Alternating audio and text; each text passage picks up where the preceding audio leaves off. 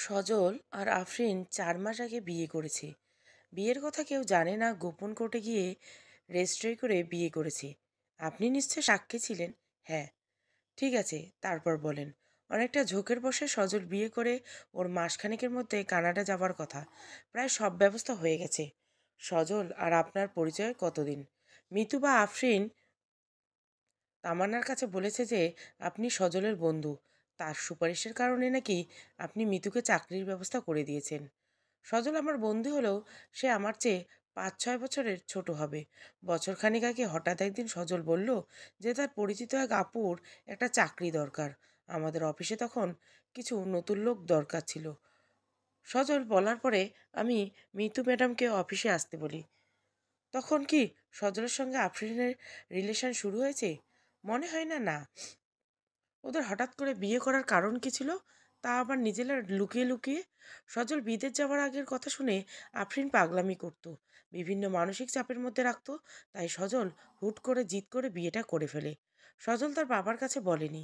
হ্যাঁ, বলেছিল, কিন্তু সেটা বিয়ের অনেক পরে, যখন আফরিন প্রেগনেন্ট হয়ে গেল তখন। কি বললেন? ঠিকই বলছি। আফরিন 2 মাসে অন্তঃসত্ত্বা ছিল। সপ্তাহখানেক আগে সজল তার বাবাকে সব কিছু জানায়। যেহেতু একটা রিলেশন ছিল, তারপর বিয়ে হয়ে গেছে, এখন সন্তান হবে, তাই আর না জানিয়ে উপায় ছিল না। সিদ্দিক সরকার মানে সজলের বাবা এদের বিয়ে মেনে নেননি, তাই না? জি তাই। সজলকে অনেক বকাবকি করেছে, তাই বাচ্চা নষ্ট করে আফরিনকে ডিভোর্স দিতে বলেন সজলের বাবা। কথা না শুনলে সজল বিদেশে যাবার সব কিছু বাতিল করবেন বলে হুমকি দেন সিদ্দিক আঙ্কেল।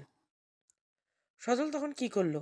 কানাডা যাবার স্বপ্ন সজলের বহুদিন ধরে, তাই সে আফরিনকে বোঝাতে চেষ্টা করলো বাচ্চা নষ্ট করতে বলে সজল। কিন্তু আফরিন কিছুতেই রাজি হচ্ছিল না। তারপর কি মিতু বা তার স্বামী কেউ কিছু বুঝতে পারেনি? তাজুল সাহেব পারেনি, কিন্তু মিতু ম্যাডাম বুঝতে পেরেছেন। মিতু কিছুই বলেনি। সেটা আমি জানি না। আফরিন যখন বোনের বাসায় বেড়াতে আসতো, তখন দিনের বেলা তাজুল সাহেব ও মিথু ম্যাডাম অফিসে এলে সজল তাদের বাসায় যেত। দুপুরে তাজুল সাহেবের বাসায় যাবার সময় হয়ে গেলে সেই সময় সজল বাসা থেকে বের হয়ে যেত। এবার কিছুটা বুঝতে পেরেছি। কি বুঝতে পেরেছেন?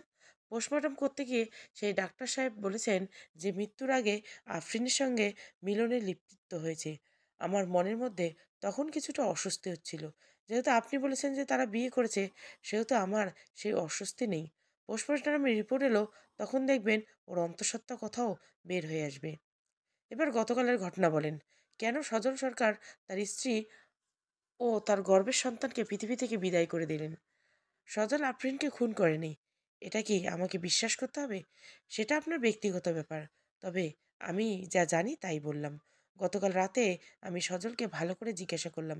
সে আমার হাত ধরে কেঁদে কেঁদে বলল সে খুনটা করেনি। আপনার সঙ্গে মিলনের শেষ করে সে বের হয়ে আসে, কারণ তাজুল সাহেব আসার কথা ছিল। তাহলে কে খুনি হতে পারে?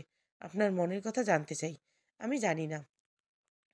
তখন যে নাম্বারটা দিয়ে কল করে আপনাকে উত্তরা থেকে চলে যেতে বলেছেন, সেটা কার নাম্বার? আমি খুবই লজ্জিত ভাই। আসলে সজল শুধু বারবার অনুরোধ করেছিল, তাই বাধ্য হয়ে আমি আপনাকে এসব বলে ফেলেছি। সজল যদি খুন না করে থাকে, তাহলে আমার তদন্তের মধ্যে বাধা দিচ্ছেন কেন? আসলে যা কিছু হোক, আফরিন তো আর ফিরে আসবে না।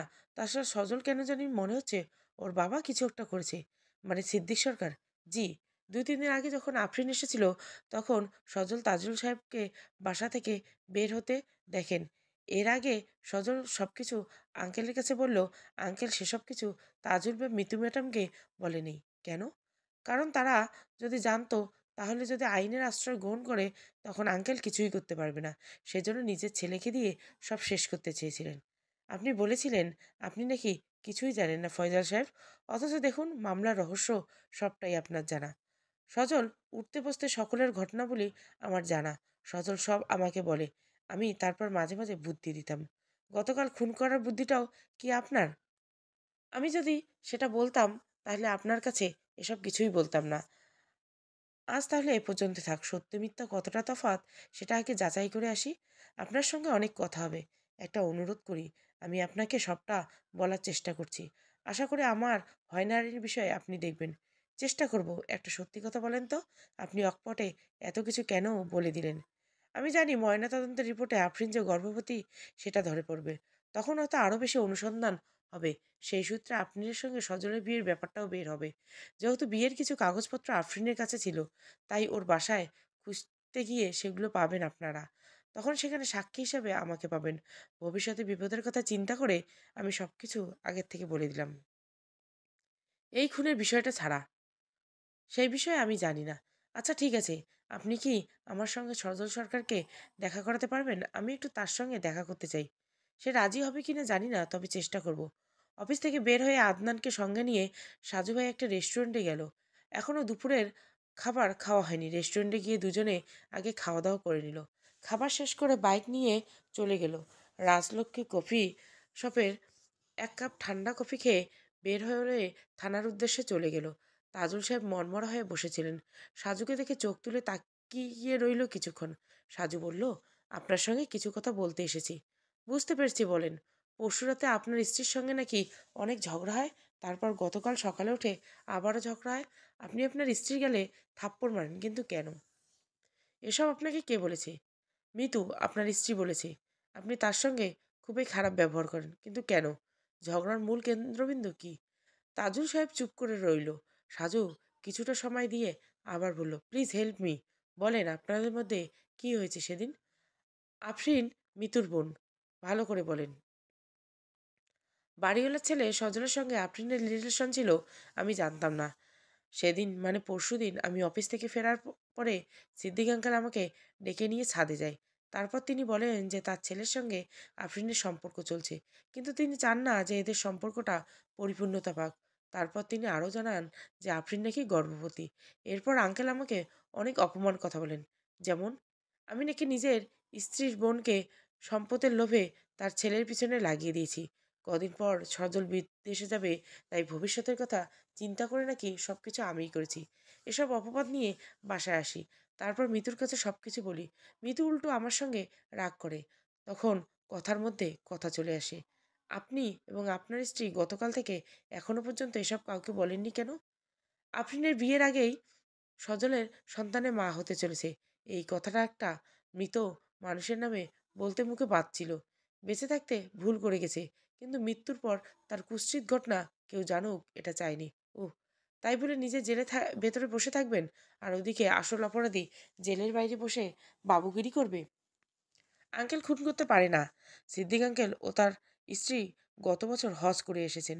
একজন মানুষ হজ করে এসে এত বড় অপরাধ করবে না, তাই না সাজু ভাই? তাই যদি হতো, তাহলে তিনি ছেলে আর ছেলের স্ত্রীকে মেনে না নিয়ে পেটের বাচ্চা নষ্ট করার কথা কিভাবে বলে? কে কার স্ত্রী? সজল ও আফরিনের বিয়ে করেছিল। কে বলেছেন আপনাকে? ফয়জল সাহেব বলেছেন, তিনি ওদের বিয়ের সাক্ষী ছিল। তাজুল কিছুটা একটা বলতে গেলে তার আগে সাজুর মোবাইলে কল এলো। হ্যালো সাজু স্যার, আমি রফিক, সরকার বাড়ির দারোয়ান রফিক আমি। হ্যাঁ রফিক ভাই, বলেন, চিনতে পেরেছি। স্যার, দুপুরে তো আপনাকে একটা কথা বলতে পারিনি। আসলে সাহেবের জন্য সাহস করে উঠতে পারিনি। কি কথা? গতকাল তাজুল স্যারের বাসায় কিছুক্ষণ আগে আমি ছাদে গেছিলাম। আমাদের সিদ্দিক স্যারের দুটো ফুলের টব এনেছিল, সেগুলো ছাদে রেখে এসেছিলাম। আচ্ছা, তারপর? ফুলের টব রেখে নিচে নামার সময় আমি যখন চতুর্থ তলা থেকে তৃতীয় তলায় নামছি, তখন দেখি সিদ্দিক স্যার তাজুল স্যারের ফ্ল্যাটের দরজার সামনে দাঁড়িয়ে আছে। আচ্ছা আচ্ছা, তারপর? স্যার খুব টেনশনে ছিল, চোখে মুখে ভয়ের একটা ছাপ স্পষ্ট ছিল। আমাকে দেখে আমতা আমতা করে নিচে নেমে গেল। তখন দরজা খোলা ছিল নাকি বন্ধ তা তো জানি না স্যার। ঠিক আছে, এইটুকু বলার জন্য ধন্যবাদ। স্যার, একটা কথা। হ্যাঁ বলেন। আপনারা চলে যাবার পরে, মানে এই 15-20 মিনিট আগে স্যার আমাকে ডাক দিয়ে ছাদে নিয়ে গেলেন। তারপর আমাকে বলে আমি যেন তাকে ফ্ল্যাটের দরজার সামনে দেখেছি, সেটা যেন আপনার কানে বা পুলিশের কাছে না বলি, আর সেজন্য তিনি বেশ কিছু টাকা দিবেন বলেছেন। সাজু এবার সকল সন্দেহের দৃষ্টি বাড়িওয়ালা সিদ্দিক সরকারের দিকে গেল। মোবাইলে কল কেটে দিয়ে সে যেখানেই নিশ্চিন্ত হয়ে বসে রইল। তবে সাজু কল্পনা করতে পারে নাই যে এর চেয়ে বড় ধাক্কা তার জন্য অপেক্ষা করছে। সবচেয়ে বড় ধাক্কা খেলো হাসান সাহেবের পাঠানো আফরিনের নাম্বারে কল লিস্ট দেখে। সাজুর মনে তখন নতুন প্রশ্ন এলো, আফরিন বাসায় ঢুকতে ঢুকতে তাহলে কার সঙ্গে কথা বলছিল? কার সঙ্গে বিএসএফসি তে দেখা করতে চেয়েছিল? তুমি তো জানো আমি এক কথার মানুষ। আমি কিছুক্ষণ আগে আপুর বাসায় এসেছি। বিকেলে তোমার সঙ্গে জমিরুদ্দিন মোড়ে বিএফসিতে দেখা হবে। আফরিন তখন তার মোবাইলে এই কথা বলতে বলতে বাসায় প্রবেশ করে তখন সে সজলের নাম্বারে কথা বলেনি। যদিও আফরিনের মোবাইলে পাওয়া যায়নি, কিন্তু তার নাম্বারটা সকালে হাসান সাহেবের কাছে দিয়েছিল সাজু ভাই। ফয়সালের কাছ থেকে সজল সরকারের পার্সোনাল নাম্বার সাজু নিয়ে এসেছে। ভিডিও ফুটেজে সাজু আফরিনকে সেই সময় কথা বলতে দেখেছে। সেই সময় সজলের ওই পার্সোনাল নাম্বারে আফরিনের কথা বলেনি, নতুন একটা নাম্বারে সে কথাটা বলেছে, যেই নাম্বার লাস্ট 7 দিনে মাত্র দুবার কল করেছে আফরিন। আর সেই নাম্বার থেকে 7 দিনে কোনো কল আসেনি। শুধু 3 দিন আগে মাত্র একটা মেসেজ এসেছিল। প্রযুক্তির বদৌলতে সেই মেসেজ বের করে দিয়েছেন হাসান আলী। মেসেজটা হচ্ছে, ফ্রি হয়ে কল দিস। আমার মনে হয় ওদের সঙ্গে তোর সামনাসামনি কথা বলে ঝামেলাটা মিটিয়ে নেওয়া উচিত। তাজুলের সঙ্গে কিছু না বলে সাজু বাইরে আসে। যেই ওসি সাহেব আফরিনের হত্যার বিষয়ে তদন্ত করছে তিনি থানায় নেই। ঘণ্টাখানেক আগে বের হয়ে কোথায় গিয়েছে কেউ জানে না। সাজু ভাই নতুন সেই নাম্বারে কল দিলেন, কেউ রিসিভ করলো না। সাজু বিড়বিড় করে ভাবতে লাগলো, কিসের ঝামেলা ছিল আফরিনের? সেই ঝামেলা শেষ করার জন্যই কি আফরিন বিএফসিতে দেখা করতে চেয়েছিল? কিন্তু কার সঙ্গে? কে হতে পারে সেই ব্যক্তি? নারী না পুরুষ? এসব নিয়ে তারজুলের জানার কথা নয়। নিশ্চয় সজল সরকার কিছু না কিছু জানে। হাজবেন্ড হিসেবে আফরিনের সঙ্গে নিশ্চয় বলেছেন, তাই সজলের সঙ্গে দেখা করাটা জরুরি। কিন্তু সজল তো কথা বলতে রাজি হচ্ছে না। নিজ থেকে যে মানুষ লুকায় বেড়ায় তাকে খুঁজে বের করা কষ্টকর। ওসি সাহেব থানায় এসেছেন, তার পিছনে পিছনে সিদ্দিক সরকার। সাজুকে দেখে সরকার যেন খানিকটা বিব্রত হয়ে গেল, তবু চেহারার রূপ বজায় রেখে দাঁড়িয়ে রইল। আরে সাজু সাহেব যে কখন এসেছেন? হাসি হাসি মুখে কথাটা জিজ্ঞাসা করেন ওসি সাহেব। আধা ঘন্টার মতো হবে। তাজুল সাহেবের সঙ্গে কথা বললাম, তা হঠাৎ সরকার সাহেব কে নিয়ে এলেন যে? তিনি তাজুল স্যারের সঙ্গে দেখা করতে এসেছেন। ও আচ্ছা। খানিকটা চুপ থেকে সাজু বলল, তোকেও কি টাকার লোভ দেখাতে এসেছেন নাকি সরকার সাহেব? না মানে? থতমত খেয়ে উত্তর দিল সিদ্দিক সরকার। আপনার বাসার দারোয়ান রফিক আপনাকে তাজুলের ফ্ল্যাটের সামনে দেখলো। আপনি সে কথা গোপন করার জন্য তাকে নিষেধ করছেন? তাকে টাকার লোভ দিয়েছেন কেন? আপনি কিছু লুকাতে চেয়েছেন? ভালো মানুষ সেজে সবার অগোচরে কঠিন কোনো খেলা শুরু করেছেন? আপনাকে এসব কে বলেছে? আমি থানা থেকে সরাসরি আপনার কাছেই কথা বলতে যেতাম, কিন্তু ওসি সাহেবের সামনে যখন দেখা হয়ে গেল, সেহেতু এখানেই বলি সব কিছু। কী কথা সাজু সাহেব? চিন্তিত হয়ে ওছির প্রশ্ন। সাজু নিজের মোবাইল বের করে কিছুক্ষণ আগে রফিকের সঙ্গে বলা কথোপকথন রেকর্ড চালু করে দিলেন। রেকর্ড চলছিল আর সিদ্দিক সরকার দরদর করে ঘামছিল। সবটুকু শুনে ওসি সাহেব তাকিয়ে রইল সরকারের দিকে। সরকার সাহেব এতটা আশা করেননি। এমনটা হবে জানলে তিনি কখনো থানায় আসতেন না। রফিক এভাবে সবকিছু বলে দিবে তিনি বুঝতে পারেননি। সামান্য সন্দেহ থেকে বাঁচার জন্য শুধু নিষেধ করেছেন রফিককে। ওসি সাহেব বললেন, কাহিনী কি সিদ্দিক ভাই? কোনো কাহিনী নেই। আর রফিক মিথ্যে কথা বলছে। আমি তাকে এসব কিছু বলিনি, কোনো টাকার লোভ দেখায়নি। সাজু দেওয়ালের দিকে মুখ রেখে বলল, তাজুল সাহেবের কাছে শুনলাম আপনি নাকি গত বছর হজ করে এসেছেন। তাই এত সহজে গড়গড় করে মিথ্যে কথা বলতে বুক কাঁপে না? সিদ্দিক সরকার কিছু বলল না। সাজু প্রসঙ্গ পরিবর্তন করে বলল, আপনার ছেলে এখন কোথায়? আমি জানি না। সকাল থেকে তার সঙ্গে আমার আর দেখা হয়নি। দেখা হয়নি নাকি আপনি নিজেই তাকে লুকিয়ে থাকার পরামর্শ দিয়েছেন? আমি কেন লুকিয়ে থাকার পরামর্শ দিব?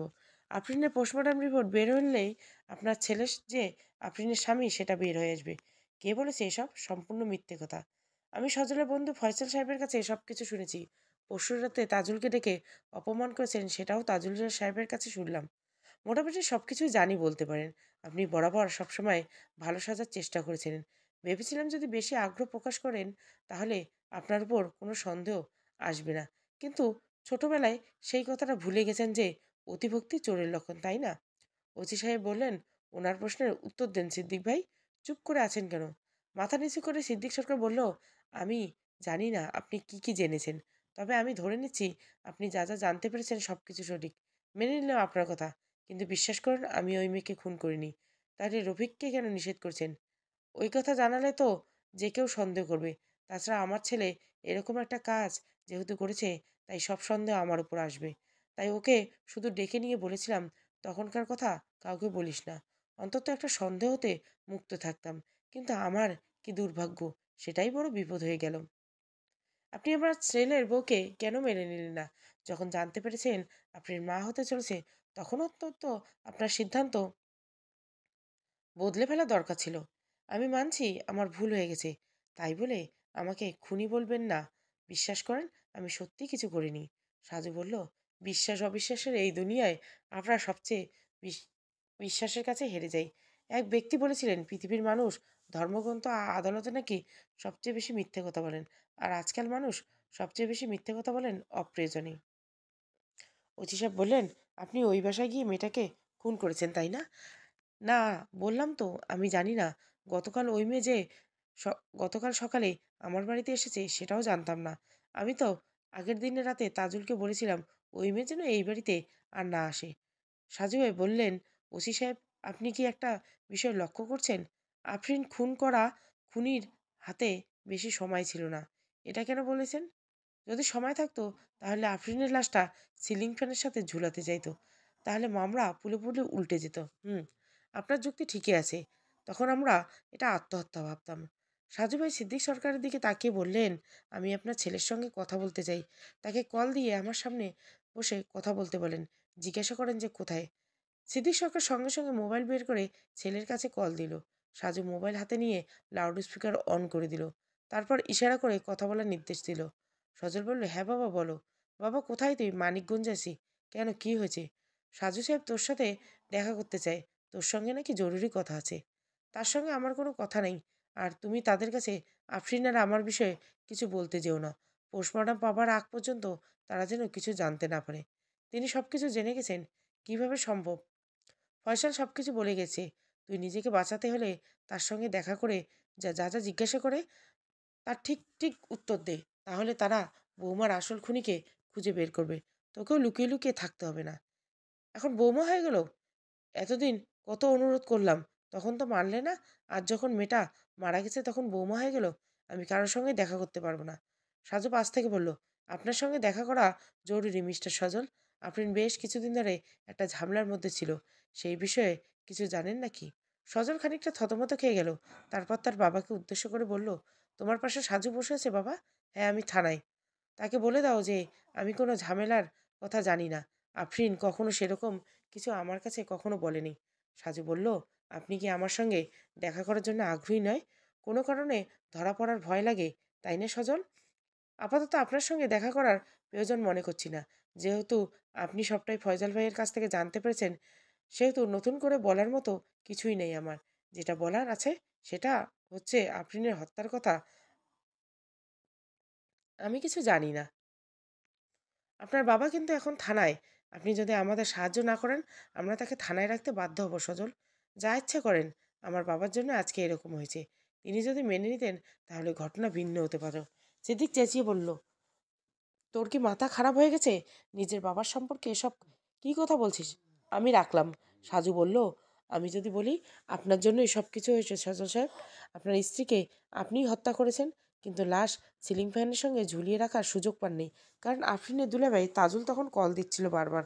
আর আপনি আফরিনের মোবাইল কল রিসিভ না করে একটা মেসেজ দেন। সেই মেসেজে তাজুলকে বাসায় আসতে বলেন। আপনার ধারণা ছিল তাজুল বাসায় এসে দেখবে লাশ। তারপর সব দোষ তার উপর পড়বে। ঠিক যেমনটা এখন সব দোষ তার উপর পড়েছে। আপনি রাস্তার পাগলের মতো কথা বলছেন মিস্টার সাজু।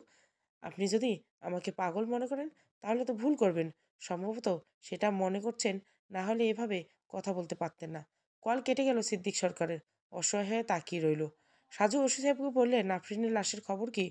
ওসি সাহেব বলল, দুপুরের পরে আফরিনের মামা হাসপাতাল থেকে লাশ নিয়ে এসেছে। মিতু ও তার বাবা মা এখান থেকে সরাসরি গ্রামের বাড়িতে গেছে লাশ গ্রামের বাড়িতে দাফন করা। তাদের গ্রামের বাড়ি কোথায়? মানিকগঞ্জ। কোথায় মানিকগঞ্জ? বললেন মানিকগঞ্জ। হ্যাঁ, এইমাত্র সজল বলল সে মানিকগঞ্জে আছে। তার মানে সজল আফরিনের লাশ দাফন করতে মানিকগঞ্জে গেছে, তাই তো? ওসি সাহেব সজলের বাবার দিকে তাকিয়ে বললেন, আফরিনের লাশটা ঝুলানো হলে মনে হয় খুনির জন্য ভালো হতো। আত্মহত্যা ভেবে পোস্টমর্টম করে প্রেগনেন্সি ধরা পড়তো। সবাই ভাবতো অপবাদ থেকে বাঁচার জন্য আত্মহত্যা করেছে। কিন্তু এখন দেখুন কত ফেঁসে গেছে। এই জন্য বলে সত্য কখনো চাপা থাকে না। মাত্র ১৫ মিনিট আগে মাগরিবের আজান দেওয়া হয়েছে। সরকার বাড়ির ভেতর গেটে কাছে বসে বসে গল্প করছেন রফিক সিদ্দিক সরকারের ড্রাইভার। সিদ্দিক সরকার একটা গাড়ি আছে, সেই গাড়ির ড্রাইভার। দুজনে কেউ নামাজ পড়তে যায়নি। আফরিনের হত্যার ঘটনা নিয়ে দুজনে সলা পরামর্শ চলছে। সরকার বাড়ির সামান্য দূরে মাস্ক পরা, মাথায় হেলমেট দিয়ে দুটো লোক দাঁড়িয়ে আছে। তাদের একজনের হাতে একটা 4 থেকে 5 ফিট লম্বা চিকন 10 mm রড। রডের এক প্রান্ত ওয়ার্কশপ থেকে মেশিনের সাহায্যে সুচালো করে নিয়ে আসা হয়েছে। যে দুজন দাঁড়িয়ে আছে তাদের মধ্যে একজন বেশ মোটা আর দ্বিতীয়জন সুস্বাস্থ্যের অধিকারী। তাদের সঙ্গে একটা বাইক আছে। একজন বলল, আমি ডাক দিয়ে গেটের কাছে নিয়ে আসব। কথা বলার মধ্যে তুই কাজটা শেষ করবি। খবরদার মিস যেন হয় না। ঠিক আছে, মিস হবে না। শালা নয়তো গেট খুলতে চাইবে না। তুই রড পুড়ে গরম করে নিয়ে এসেছিস। 2 সেকেন্ডের মধ্যে এটা শরীরে এপাশ ওপাশ বের করে যাবে। দুজনে এগিয়ে গেল সরকার বাড়ির সামনে। দ্বিতীয় লোকটা বাইক থেকে নেমে গেল। তার হাত থেকে সেই সূচনা রডের প্রান্ত খুব গরম। সেই প্রান্ত হাত দিয়ে ধরেছে। সেখানে মোটা কাপড় পেঁচিয়ে নিতে হয়েছে। অস্ত্র বা ছোট কিছু হলে কাজটা করা যেত না। কিন্তু রড দেখে রফিকের সন্দেহ হবে না, এটাই স্বাভাবিক।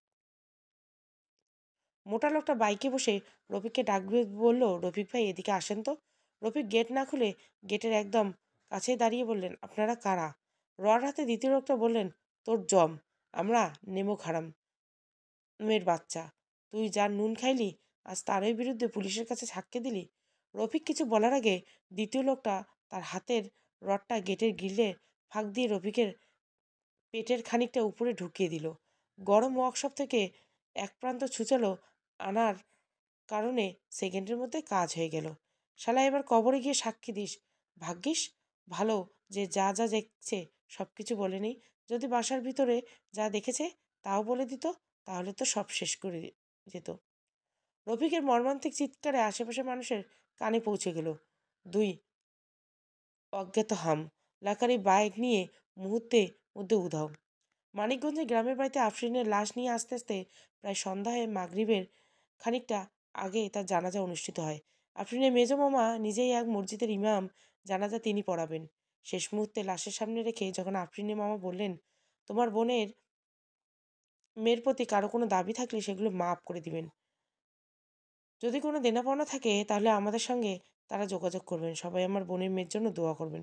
সেই মুহূর্তে 12-13 বছরের একটা ছেলে মামার কাছে এসে ছোট্ট একটা কাগজ দিলেন। আফরিনী মামার সেই কাগজ খুলে দেখেন সেখানে লেখা আছে, এই মেয়েটা একটা বিশ্বাসঘাতক। আল্লাহ যেন ওকে কোনোদিন ক্ষমা না করে। তার মৃত্যুর কারণ ছিল বিশ্বাসঘাতকতা করা। আফরিনের লাশ দাফন হয়ে গেলে সেই ছোট্ট ছেলেটা দেওয়া কাগজটার কথা পরিবারের কিছু ব্যক্তি ছাড়া আর কেউ জানে না। রাত 10টার দিকে মিতু সাজুর কাছে কল দিয়ে কাগজের কথা বলে। আফরিনের উপর প্রতিশোধ নিতে গিয়ে কেউ হয়তো তাকে খুন করছে। সিদ্দিক সরকার থানা থেকে বের হতে দেননি। উপরমহল থেকে আদেশ দেওয়ার জন্য তাকে থানাতেই আটকে রাখা হয়েছিল। সাজু যখন রফিকের কথাগুলো সিদ্দিকের কাছে বললেন, তারপর থেকে সিদ্দিক সরকার সাজু ও ওসির সামনেই ছিল।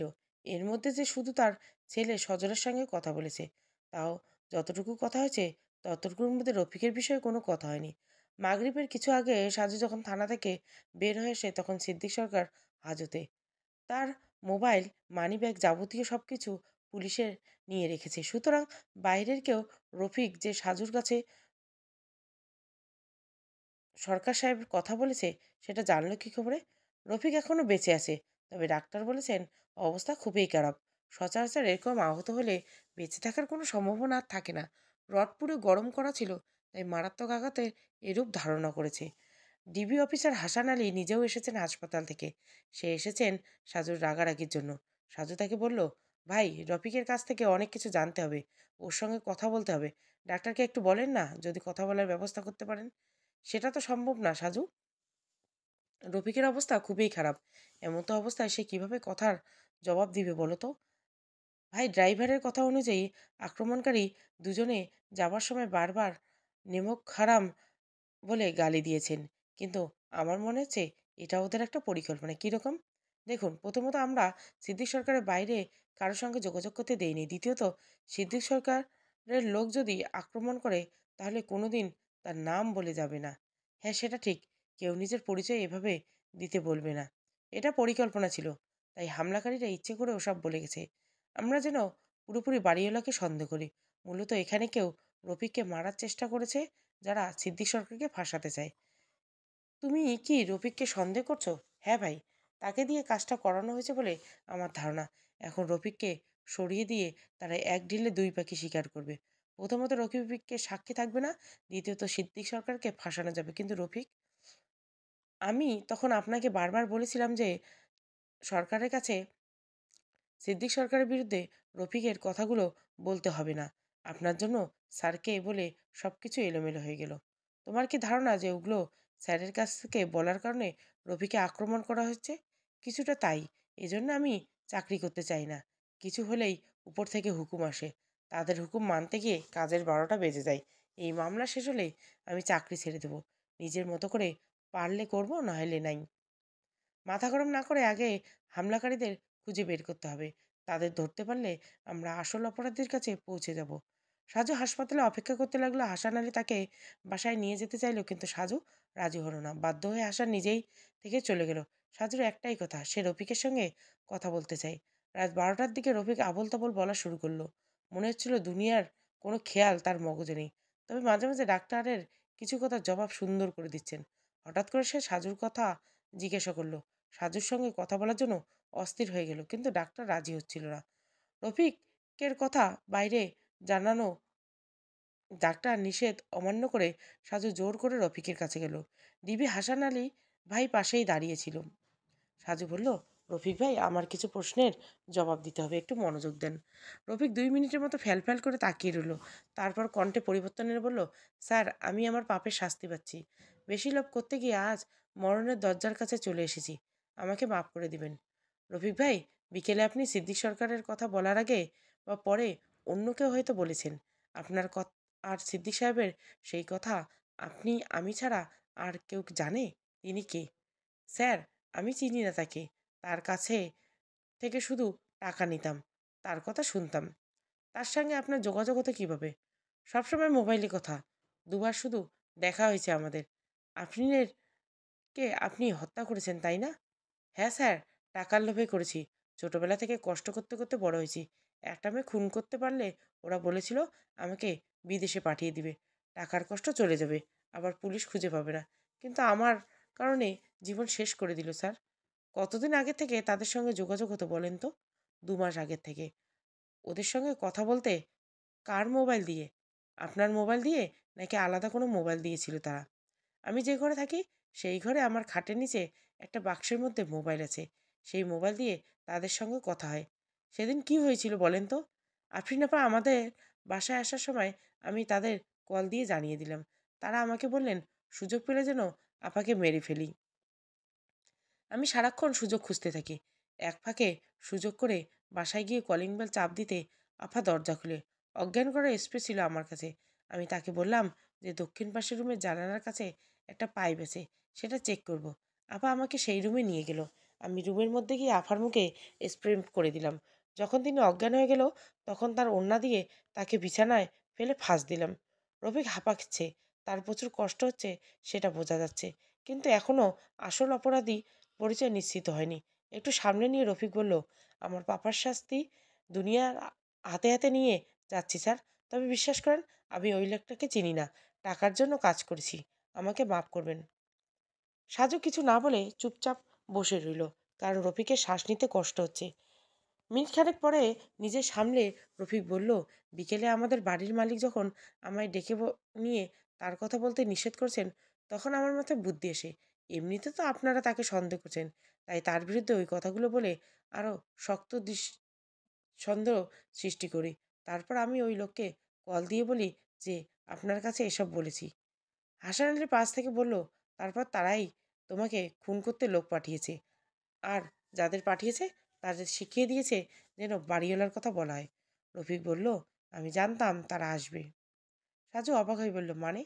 আমাকে বলা হয়েছিল আমার উপর থেকে পুরোপুরি সন্দেহ দূর করতে হবে, আর সেজন্য দুজন লোক এসে আমাকে ছুরি দিয়ে আঘাত করবে। আমি সামান্য আহত হয়ে গেলে সম্পূর্ণ দোষ বাড়িওয়ালার উপর পড়বে। আপনি কি ইচ্ছে করে ড্রাইভারকে নিয়ে অপেক্ষা করেছিলেন যেন তাদের বলা কথা শুনে ড্রাইভার সাক্ষী দিতে পারে? হা হা। কিন্তু ওরা আমাকে জানে মেরে ফেলবে আমি ভাবি নাই। রফিক আরও অস্থির হয়ে গেল। ডাক্তার এসে তাকে নিয়ে গেল। সাজু ও হাসান আলী বারান্দায় এসে দাঁড়িয়ে রইল, দুজনে চিন্তিত। কে হতে পারে সেই ব্যক্তি? হাসান আলী বললেন, তাহলে আফরিনের লাশ দাফনের সময় ওই অজ্ঞাত ব্যক্তি বিশ্বাসঘাতক করার কাগজটা লিখে পাঠিয়েছেন। হ্যাঁ ভাই, এখন আমাদের খুঁজে বের করতে হবে আফরিন কার সঙ্গে এমন বিশ্বাসঘাতকতা করছে। ওই নাম্বারটা আরেকবার কল দাও। যে নাম্বারে আফরিনের কথা বলে বিকেলে বিএফসিতে দেখা করতে চেয়েছিল, যে মেসেজ দিয়ে সব কিছু ঠিকঠাক করতে বলল। আমার মনে হয় সেই মেয়েই সব কিছু জানে। অন্তত ঝামেলার কথা জানবে নিশ্চয়, কারণ সে যে মেসেজ দিয়েছে সেখানে এরকম কিছু ইঙ্গিত পাওয়া গেছে। একটা অনুমান করি হাসান ভাই। হ্যাঁ করো। এসব কথা স্যারকে আপাতত বলবেন না। স্যার তখন দেখবেন আরও হুমকি জারি করবে। রফিক যে খুনের কথা স্বীকার করেছে আর আমরা যে অজ্ঞাত তাদের অনুসন্ধান শুরু করব, সে কথা আপনি আর আমি ছাড়া কেউ জানবে না। কিন্তু স্যার তো বারবার কল দিচ্ছেন। আপনাকে অনুরোধ করছি প্লিজ ভাই, নাহলে আমি এখান থেকে বাসায় চলে যাব। ঠিক আছে, বলবো না। মেলা মেলা ধন্যবাদ। রফিক মারা গেল ভোরবেলা ফজরের আজানে একটু পরে। সাজু হাসপাতালে ছিল। ডাক্তার এসে রফিকে মৃত্যুর কথা নিশ্চিত করেন। লাশ পোস্টমর্টম করতে হবে। রাতে অনেকবার সেই নাম্বারে কল দিয়ে কোনো লাভ হলো না। নাম্বার বন্ধ ছিল। সকালবেলা হাসপাতাল থেকে বের হয়ে সাজু আবার সেই নাম্বার কল দিল। দুবার রিং বাজতেই কল রিসিভ করলো একটা মেয়ে। সাজু নিজের পরিচয় দিয়ে বলল, গতকাল থেকে কল দিচ্ছি আপনাকে। আমি পরশু রাত থেকে অসুস্থ, তাই মোবাইল থেকে দূরে ছিলাম। বারবার অনেক কল দিচ্ছেন, তাই মা মোবাইল বন্ধ করে রেখেছিল। আপনার নাম কি? শারমিন চৌধুরী। আরফিন নামে কাউকে চেনেন আপনি? হ্যাঁ, আমার বান্ধবী। সে খুন হয়েছে সেটা তো নিশ্চয় জানেন। হ্যাঁ জানি। আর এরকম কিছু হতে পারে সেটাও আমি জানতাম। এমনকি আফরিন নিজেও কিছু একটা বুঝতে পেরেছে, কিন্তু পাত্তা দিত না। সেদিন আমাদের দেখা করার কথা ছিল, কিন্তু আমার হঠাৎ করে হার্টের ব্যথাটা বাড়তে থাকে। এরপর আবার জ্বর এসেছে, তাই পুলিশের কাছে গিয়ে যোগাযোগ করতে পারিনি। আমরা কি আপনার সঙ্গে একটু দেখা করতে পারি? যদি আপনার ঠিকানাটা বলতেন। ৩ নম্বর সেক্টর ৬ নম্বর রোডে চলে আসুন। আদনান রাতে বাসায় পাঠিয়ে দিয়েছে সাজু। হাসপাতালের সামনে থেকে নাস্তা করে বাইক নিয়ে তারা শারমিনের বাসায় রওনা দিল। সাজু ভাই ও হাসান আলী দুজনে শারমিনের সামনে মুখোমুখি বসে আছে। শারমিন যে সত্যি সত্যি অসুস্থ সেটা যে চেহারায় স্পষ্ট বোঝা যাচ্ছে। সাজু বলল, বলেন তো আরফিন এর সঙ্গে কার সমস্যা ছিল? সাথীও সঙ্গে ওর একটা অপরাধ করছিল। সাথীকে? আমাদের একটা বান্ধবী ছিল, এখন নেই। না নেই মানে? ২ বছর আগে সে আত্মহত্যা করে মারা গেছে। সাথী কি তাহলে আফরিনের কারণে আত্মহত্যা করেছে? মানে এরকম কিছু? সাথী যথেষ্ট সুন্দরী ছিল, তবে খুব লাজুক ও ভীতু টাইপের। পড়াশোনায় অনেক মেধাবী। আচ্ছা তারপর? আমাদের একটা বন্ধু শাকিল সাথীকে অনেক পছন্দ করত। শাকিল ছিল বড়লোকের সন্তান, কিন্তু সাথী তাকে অবহেলা করত। কিন্তু শাকিল তবুও তার পিছনে ঘুরত। তখন কি আপনারা একসঙ্গে পড়াশোনা করেন সবাই? হ্যাঁ। ঠিক আছে, তারপর বলেন।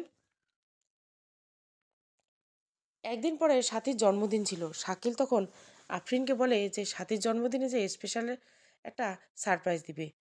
সেজন্য আফরিনের সাহায্য চায় শাকিল। সেটা কেমন সারপ্রাইজ? মিরপুরে শাকিলদের একটা বাসা আছে। সেখানে যে জন্মদিনের আয়োজন করবে, আফরিন যেন সাথীকে নিয়ে যায় সেখানে। শাকিল বলেছিল সাথীর জন্মদিনে যদি ভালো কিছু করতে পারে তাহলে হয়তো রাজি হতে পারে। তাই আফরিন রাজি হয়ে গেল। পরদিন সাথীকে নিয়ে মিরপুরে চলে যায় আফরিন। আফরিনকে সাথী অনেক বিশ্বাস করত, তাই যেতে রাজি হয়ে যায়। আপনি জাননি? না, আমাকে বলে নাই কিছু। আর আমি তখন বাবা মার সঙ্গে কক্সবাজারে ছিলাম। তারপর কি শাকিল মনে মনে এতটা খারাপ পরিকল্পনা করে রেখেছে, আফরিন যদি জানতো তাহলে আফরিন কোনোদিন সেখানে যেত না। আফরিনের সাথেই ওই বাসায় যাবার পরে শাকিল যখন সামনে আসে তখন সাথী অবাক হয়ে যায়। আফরিন তাকে অভয় দিয়ে শান্ত থাকতে বলে। এরপর নাস্তার ব্যবস্থা করে শাকিল। শুরুতে যে এতটা ভালো ব্যবহার করে যা দেখে আফরিন ভেবেছিল সত্যি সত্যি শাকিল সবকিছু সাথীকে খুশি করার জন্য করেছে। জন্মদিনে সকল আয়োজন ছিল বেশ চমৎকার, কিন্তু কোনো খাবারের মধ্যে যেন অচেতন করা ওষুধ ছিল, দুজনে কেউ জানে না। আফরিন বলেছিল সে যখন চোখ মেলে তাকায় তখন সে সোফায় শুয়েছে। এরপর পাশের রুমে গিয়ে সাথীকে বিছানায় বিবস্ত্র অবস্থায় চাদর দিয়ে জড়ানো দেখতে পায়। আফরিন চাদর সরিয়ে সাথীর সঙ্গে কি হতে পারে সব বুঝে যায়। সে মোবাইল বের করে শাকিলের কাছে কল করে। শাকিল বলে যে সে নাকি ফ্ল্যাটে নেই। আফরিন যেন সাথীকে নিয়ে বাসায় চলে যায়। আর এসব কথা কাউকে জানালে সাথীর অবচেতন অবস্থায় উলঙ্গ ছবি অনলাইনে ছড়িয়ে দিবে। ঘটনার পরে সাথী মাত্র একদিন ঢাকায় ছিল। তারপর সে চলে যায় গ্রামের বাড়িতে। গ্রামের বাড়িতে যাবার 4 দিন পরে আমরা জানতে পারি সাথী আত্মহত্যা করেছে। সাথীর এক কাজিন এসে ঢাকায় ওর যাবতীয় জিনিসপত্র নিয়ে চলে যায়। আফরিন মানসিকভাবে ভেঙে পড়ে খুব। সাথীর মৃত্যুর জন্য নিজেকে দায়ী করে সবসময়। কিন্তু আফসোস করে তো লাভ হয় নেই। পৃথিবীতে থেকে একবার যে চলে যায় সে তো আর কোনোদিন পৃথিবীতে ফিরে আসে না। সেজন্য মানুষের সঙ্গে মান অভিমান হলে বিদায় নেবার আগে সবকিছু ঠিকঠাক করা উচিত। কে পৃথিবী থেকে বিদায় নিবে বলে সবকিছু স্মৃতি করে চলে যাবে কে জানে। সাজু বলল, 2 বছর আগের ঘটনা নিয়ে নতুন কোনো কবে থেকে ঝামেলা হয়েছে? আর আপনার বন্ধু সেই শাকিল কোথায়? শাকিল অ্যাক্সিডেন্ট করে মারা গেছে 3 মাস আগে। তবে আমার আর আফরিনের ধারণা শাকিলকে পরিকল্পনা করে খুন করা হয়েছে। শুধু নাম দেওয়া হয়েছে অ্যাক্সিডেন্ট। সাথীর গ্রামের বাড়ি কোথায়? কুষ্টিয়া মিরপুর। ওর পরিবারে কে কে আছে? আমি জানি না। মাস তিনেক আগে আফরিনের কাছে একটা কল আসে। কলকারী জানান যে সাথী নাকি তার বাড়ির একটা ডায়েরিতে সেদিনের সেই ঘটনা লিখে গেছে। আর সেখানে বিশ্বাসঘাতক হিসেবে আফরিনের নাম লিখে গেছে সাথী। আফরিন বারবার বোঝাতে চেষ্টা করেছিল যে সে ইচ্ছে করে কিছু করেনি, কারণ সে জানতো না এরকম কিছু ঘটবে। কিন্তু সেই অজ্ঞাত ব্যক্তি সেসব বিশ্বাস করে না। সপ্তাহে 2-3 বার কল দিয়ে দিত, মৃত্যুর কথা স্মরণ করে দিত। আফরিন বিরক্ত হতো। তারপর পুরাতন নাম্বার পরিবর্তন করে নতুন সিমে আবার কল আসে। সাথে ফেসবুক আইডি ছিল। আর সেটা কি এখনো আছে? হ্যাঁ, আছে। একটু মোবাইল বের করে ফেসবুক লগ ইন করুন তো। আর সাথে কি তার নিজের ছবি ফেসবুকে পোস্ট করতো? হ্যাঁ, পোস্ট করতো। ঠিক আছে, বের করুন। ওসি সাহেব সঙ্গে নিয়ে সাজু ও ডিপি হাসান আলী সরকার বাড়িতে প্রবেশ করলো। তাজুল সাহেবের ফ্ল্যাটে, পাশের ফ্ল্যাটে শাহানা আক্তার গতকাল রাতে সিলেট থেকে এসেছে। আজকে তার অফিসে যেতে হবে না, কারণ যে কয়দিন ধরে সিলেটে অফিসিয়াল কাজ করেছিল, যে কয়জন সিলেট থেকে এসেছে তাদের আজকে সবার ছুটি। দারোয়ানের রুম থেকে তার সেই লুকিয়ে রাখা মোবাইল হাতে নিয়ে সাজু বসে আছে। ওসি সাহেব বসে আছে তাদের পাশে। তাদের সামনে অস্বস্তি নিয়ে বসে আসছে শাহানা আক্তার। শারমিন হত্যাকাণ্ডের সময় সে ঢাকায় ছিল না, তবুও কেন পুলিশের সঙ্গে কথা বলতে এসেছে? ওসি বললেন, কেমন আছেন? জি, ভালো। শাহানা আক্তারের শুকনো উত্তর। আর 2 দিন পরে তো আপনার ছোট বোন সাথীর জন্মদিন। তা মৃত বোনের জন্মদিন কোনো আয়োজন করবেন না? আমার বোনের কথা আপনি জানেন কিভাবে? আমরা আরো অনেক কিছু জানি। আপনার বোনের মৃত্যুর জন্য দায়ী দুজনকে তো পৃথিবী থেকে সরিয়ে দিলেন। এবার নিশ্চয় মনে তৃপ্তি পেয়েছেন। শাহানা বিব্রত হয়ে গেল। কি জবাব দেবে সেগুলোর খুঁজে পাচ্ছে না। ওসি সাহেবের মুখে গম্ভীরতা বজায় রেখে বললেন, অনেক প্ল্যান করেছিলেন, কিন্তু চমৎকার। কিসের প্ল্যান? সাজু বলল, বোনের মৃত্যুর 2 বছর পরে লেখা ডায়েরি পড়ে বোনের মৃত্যুর জন্য দায়ী মানুষকে খুন করার পরিকল্পনা। আশ্চর্য, আমি কেন খুন করব? আপনি তো করেননি, করিয়েছেন। আপনার সে বান্ধবীর সাথে সাথীর ফেসবুক আইডি, সাথীও তার তার বোনের শাহানার কিছু ছবি পাওয়া যায়। যেহেতু সাজু শাহানাকে আগে দেখে নেই, তাই নিশ্চিত হতে পারেনি। কিন্তু প্রতিটি ছবিতে শাহানা আক্তার নামে ট্যাগের আইডি করা হয়েছে। তামান্না ও দারোয়ান বলেছিল সিলেটে যিনি গিয়েছেন তার নাম শাহানা। আরও নিশ্চিত হবার জন্য মিতুর কাছে কল দিয়ে শাহানার একটা ছবি পাঠানো হয়। মিতু তখন নিশ্চিত করে এটাই তাদের পাশের ফ্ল্যাটে থাকা শাহানা আক্তার। তারপর সবাই মিলে চলে এসেছে সরকার বাড়িতে। বুদ্ধিমতী শাহানা ভেবেছিল রফি মারা গেছে, সুতরাং সে বিপদমুক্ত। পুলিশের আগমন দেখে অবাক হলেও সে বুঝতে পারেনি এসব কিছু জেনে যাবে। সাজু বলল, রফিক গতকাল রাতে সব কিছু বলে গেছে আমাকে। আপনি যতবার না না বলবেন তাতে কিছু পরিবর্তন হবে না, শুধু সময় পরিবর্তন হয়ে যাবে, কারণ সময় বসে থাকে না। ওসি সাহেব বললেন, আমি জানি আপনার বোন এভাবে মারা গেছে বলে আপনার মনের অবস্থা ভালো ছিল না, কিন্তু তাই বলে এভাবে নিজের হাতে প্রতিশোধ কেন নিতে হবে? আপনার বোনের সে ডায়েরি পুলিশের কাছে দিতেন, তারা না হয় সেগুলো দেখে অপরাধীদের শাস্তির ব্যবস্থা করত। শাহানা রেগে যায়, কিসের পুলিশ? আমার ভালো করে জানা আছে এদেশে কিভাবে বিচার সম্পন্ন হয়। আইনের আশ্রয় নিতে গিয়ে নিজেকে হাসির পাত্র বানাতে চায়নি। ওসি সাহেব বললেন, আপনার বাকি সহযোগীরা সবাই কোথায়? তাদের ঠিকানা দিন, অথবা তাদেরকে আত্মসমর্পণ করতে বলেন। আমি তাদেরকে চিনি না। কেন? তাদের সঙ্গে সব কিছু নিয়ে আলোচনা কে করতো? আছে একজন, তিনি আমার কাজ ভালোভাবে করে দিয়েছেন, তাই আমি তার নাম বলতে পারবো না। ওসি সাহেব বললেন, আদালত থেকে রিমাইন্ড মঞ্জুর করলে তখন ঠিকই বলবেন। শাহানা চুপ করে রইল। নিজের জীবনটা শেষ হয়ে গেল এখানেই। ভবিষ্যৎ কি হবে তার কোনো নিশ্চয়তা নেই। সাজু বলল, আফরিনকে মারার জন্য আপনি এই বাসায় 3 মাস আগে ভাড়ায় উঠেছেন, তাই না? তারপর গাড়ি গরিব দারোয়ানের দরিদ্রতার সুযোগ নিয়ে তাকে লোভ দিয়েছেন। শাহানা চোখ দিয়ে পানি পড়ছে। ওসি সাহেব আরও কিছু প্রশ্ন করেছেন, কিন্তু কোনো লাভ হয়নি। শাহানা কোনো প্রশ্নের উত্তর দেয়নি। অবশেষে শাহানাকে নিয়ে ওসি সাহেব থানায় চলে আসেন। সাজু ও হাসান আলী বাইক নিয়ে চলে আসেন মিরপুর হাসান সাহেবের বাসায়। গোসল করে খেয়ে সাজু লম্বা একটা ঘুম দিল। ঘুম যখন ভাঙলো তখন মাগরিব হয়ে গেছে। ঘুমের আগে মোবাইল সাইলেন্ট ছিল। একটা নাম্বার থেকে 37টা মিস কল এসেছে। একই নাম্বার দিয়ে একটা মেসেজ দিয়েছে সেই ব্যক্তি। আপনার হিসাবের খাতাটা তোলা রইল। সময় হলে সুদ সমেত ফেরত দিব। খুব তাড়াতাড়ি আপনার সঙ্গে আমার দেখা হবে। টিটিআই, তামান্না তারিন ইফরা। সাজু সঙ্গে সঙ্গে 2-3 জনের কাছে টিটিআই সম্পর্কে জিজ্ঞাসা করে। তারা জানান তামান্না তারিন ইফরা সম্প্রতিকালের একটা লেডি কন্ট্রাক্টর কিলার। তার বিষয়ে বেশ কিছু গুঞ্জন শোনা গেলেও সে এখনও পুলিশের কাছে ধরা পড়েনি। পুলিশের খাতায় তামান্নার বিরুদ্ধে মামলা করা হলো। গ্রেপ্তার হবার 3 দিন পরে রুমমেট তামান্নার কথা স্বীকার করে নেয় শাহানা। শেষ পর্যন্ত খবর পর্যন্ত তামান্না এখনও গ্রেপ্তার হয়নি। সমাপ্ত। যারা সম্পূর্ণ গল্পটা পড়বেন বিশ্বাস অবিশ্বাস প্লেলিস্টে পাবেন। Thank you for watching. গল্পটা ভালো লাগলে অবশ্যই লাইক, কমেন্ট এবং সাবস্ক্রাইব করবেন।